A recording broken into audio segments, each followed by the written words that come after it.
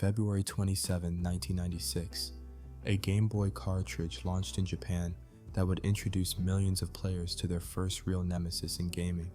Not a fire-breathing dragon, not an evil overlord, but a smug 10-year-old kid with spiky hair who always seemed to be one step ahead of you.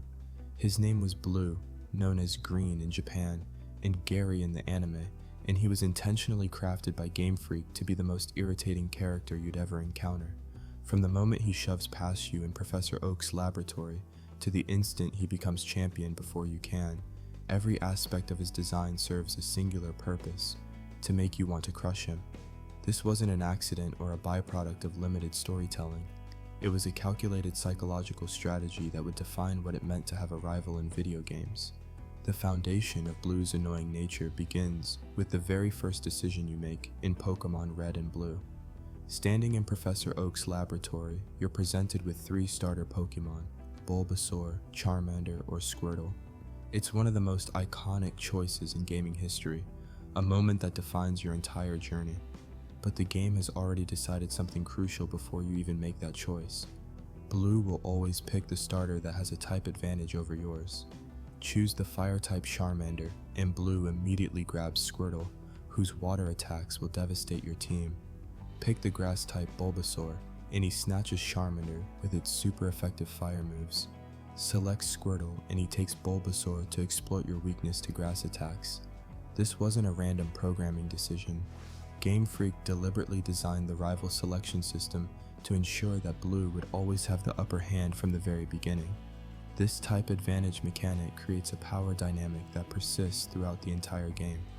Every single time you encounter Blue, his starter Pokémon carries an inherent advantage that you must overcome through strategy, leveling, or building a diverse team. The developers understood a fundamental principle of game design. Obstacles that seem unfair create emotional investment. When Blue's Blastoise uses a water attack against your Charizard and you watch your health bar plummet, you don't blame random chance or bad luck. You blame him, that smug rival who deliberately chose a Pokémon specifically to counter yours. The type advantage system transforms every battle from a simple gameplay challenge into a personal grudge match. You're not just trying to win, you're trying to prove that despite his advantages, despite his head start, despite everything stacked in his favor, you're still the better trainer. Blue's dialogue reinforces this irritation at every opportunity. His catchphrase, "Smell ya later," became one of the most memorable lines in Pokémon history precisely because it's so dismissive and cocky. He doesn't say goodbye or good luck. He doesn't acknowledge your skills or efforts. He brushes you off like you're barely worth his time, then disappears before you can respond. This linguistic choice was deliberate. The writers could have given Blue encouraging dialogue or friendly rivalry banter. Instead, they crafted lines designed to get under your skin. When you first battle him in Oak's lab and he says, "I picked the wrong Pokémon," after losing, it's not genuine self-reflection. It's an excuse. He's already deflecting responsibility, suggesting that his loss wasn't due to your skill, but to circumstances beyond his control.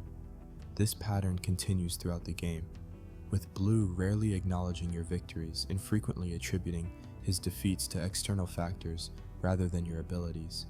The timing of Blue's appearances amplifies the annoyance factor. He has an uncanny ability to show up at the worst possible moments. You've just finished grinding through Rock Tunnel without Flash, your team is exhausted, your items are depleted, and you're limping toward the next Pokémon Center. That's when Blue appears on Route 22, fresh and ready to battle, with a team that's somehow always a few levels higher than what you'd expect for that area. There's no option to decline. There's no opportunity to heal first. The battle is mandatory, and if you lose, you watch half your money disappear as you're sent back to the last Pokémon Center. These ambush encounters weren't technical limitations or oversight. They were intentionally designed pressure points. Game Freak wanted players to feel unprepared, to feel caught off guard, to feel frustrated that this rival seemed to have perfect timing to make your life difficult. Blue's character design extends beyond gameplay mechanics into narrative positioning. He's Professor Oak's grandson, which gives him an institutional advantage you'll never have. While you're just some kid from Pallet Town, Blue has presumably grown up with access to Pokémon knowledge, training tips, and insider information that normal trainers could never access. His sister Daisy even mentions that Blue told her not to give you the town map, though she does anyway because she's kind-hearted. This small detail reveals Blue's mindset. He's not content with his natural advantages. He actively tries to sabotage your journey by withholding basic resources. The town map incident shows that Blue views your rivalry not as friendly competition, but as war, where any tactic that gives him an edge is justified. This characterization makes him more than just an obstacle. It makes him genuinely unlikable in a way that motivates players to keep pushing forward. The rival system in Pokémon Red and Blue establishes a pattern of always being second place. No matter how fast you progress, no matter how efficiently you navigate the game, Blue is always one step ahead. He defeats gym leaders before you arrive. He explores new areas before you discover them. He collects badges at a pace that seems impossible to match. This creates a narrative tension that drives player engagement. You're not just on a journey to become champion, you're chasing someone who seems perpetually out of reach. The psychological impact of this design cannot be overstated.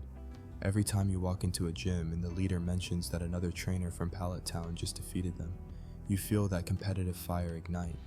Every time you reach a new town and find out Blue was already there, your determination intensifies. Game Freak understood that the best motivation in games isn't the promise of reward, but the desire to overcome someone who seems better than you. The climax of Blue's annoying character arc occurs at the Pokémon League.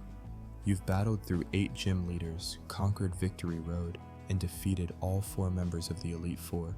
You're exhausted, but triumphant, ready to claim your title as champion. Then you walk through that final door and discover that Blue beat you to it. He's already sitting on the champion's throne, waiting for you with a smirk and a fresh team of high-level Pokémon. This moment is the pinnacle of Game Freak's design philosophy for the rival. Blue doesn't just compete with you throughout the journey. He actually achieves your goal before you do. He becomes champion first. You're forced to battle him not as a fellow challenger, but as the final obstacle between you and the title that should have been yours. This subversion of traditional RPG structure, where the final boss is typically a separate entity from the rival, makes defeating Blue feel more personal and more satisfying than any dragon or evil overlord ever could. The choice to make Blue the final boss rather than having him lose to Lance or another Elite Four member before your arrival was a storytelling masterstroke. It validates his role as your true rival while simultaneously providing the ultimate payoff for all the frustration he's caused throughout the game.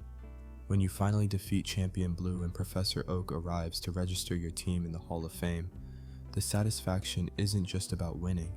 It's about proving that despite every advantage Blue had, despite his type advantage starter, despite his head starts and his institutional connections and his cocky attitude, you were better.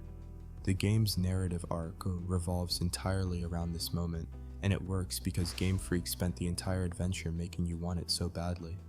Blue's design also serves a functional purpose beyond emotional manipulation. He acts as a difficulty gate and progress checker throughout the game. Each rival battle is calibrated to be slightly harder than the wild Pokémon and trainers in the surrounding area, effectively testing whether you're ready for the next section of the game. If you can beat Blue on Route 22 before entering Viridian Forest, you're probably leveled appropriately. If you struggle against him at Lavender Town, you might need to train more before tackling the next gym. This creates a natural difficulty curve that adjusts based on player performance. Blue doesn't just annoy you, he evaluates you. He's a benchmark that measures your progress and ensures you're prepared for increasingly difficult challenges. This design element makes the rival system functionally essential, rather than merely narrative decoration. The type advantage system that defines Blue's starter choice reflects a deeper understanding of player psychology. Game Freak knew that giving the rival a weaker Pokémon would make victories feel hollow. If Blue picked a starter that was weak to yours, beating him would provide no satisfaction because the advantage was yours from the start. By inverting this expectation and giving Blue the upper hand, every victory becomes earned. You can't rely on type matchups to carry you. You have to think strategically, build balanced teams, and use items effectively. Blue's type advantage forces you to become a better player, and when you finally overcome that inherent disadvantage, the triumph feels genuine. The annoyance serves a pedagogical purpose, teaching players that success requires more than natural advantages. It requires skill, preparation, and perseverance. Blue's personality in the games differs significantly from his anime counterpart Gary Oak, though both share the core trait of being designed to irritate. In the games, Blue's arrogance is understated but constant. He doesn't have cheerleaders or a convertible like Gary does in the anime.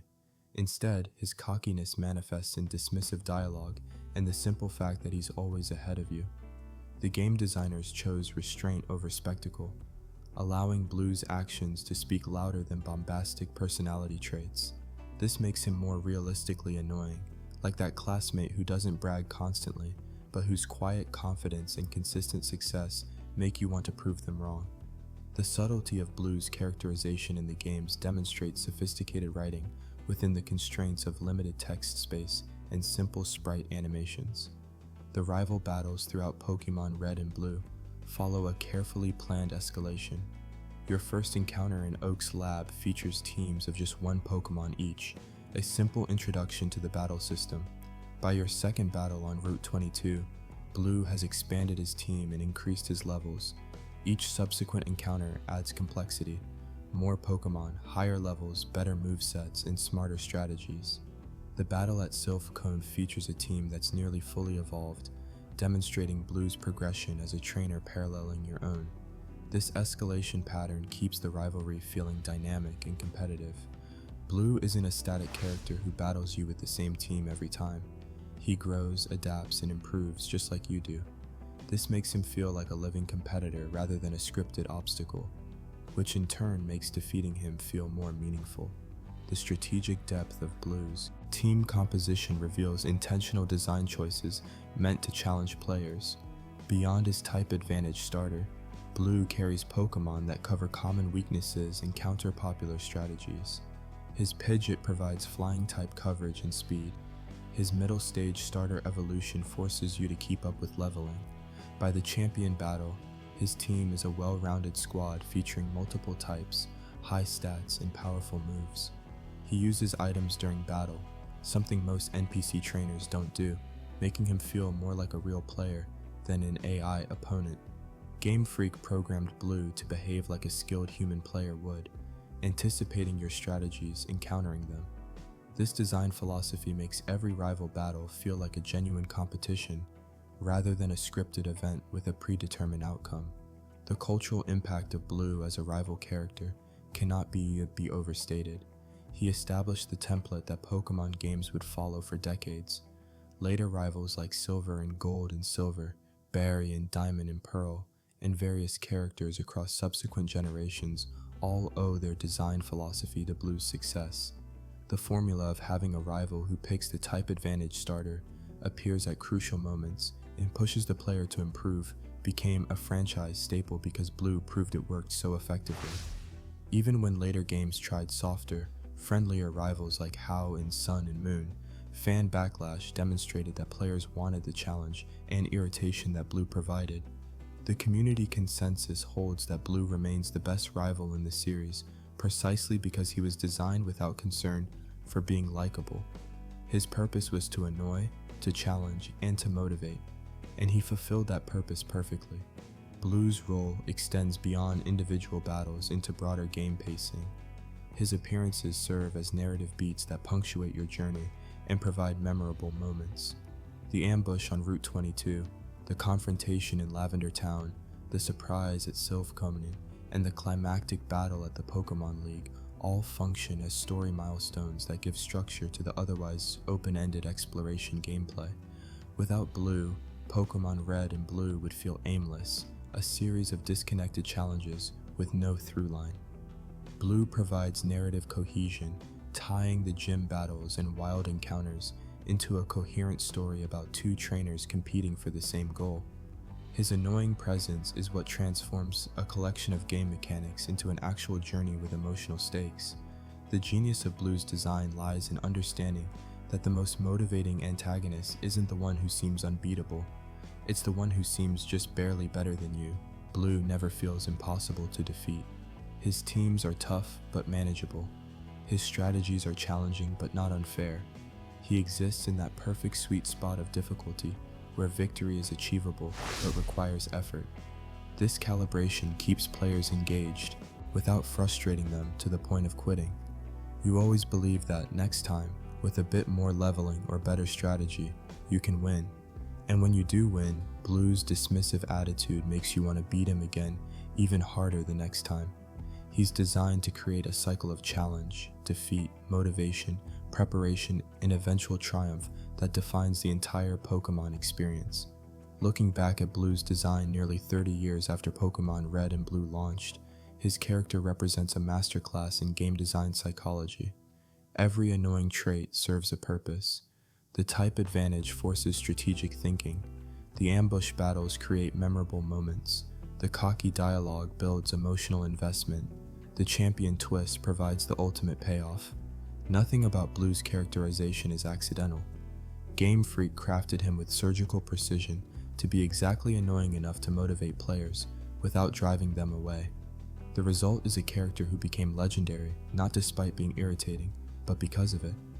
Blue taught an entire generation of gamers what it meant to have a true rival, someone whose success made your victories sweeter, and whose arrogance made defeating them essential. In the pantheon of video game rivals, Blue stands supreme, not as the most powerful or the most memorable design-wise, but as the one who was perfectly calibrated to make you care. And that, ultimately, is why he was designed to annoy you. Because annoyance, when wielded correctly, is the most powerful motivator in game design.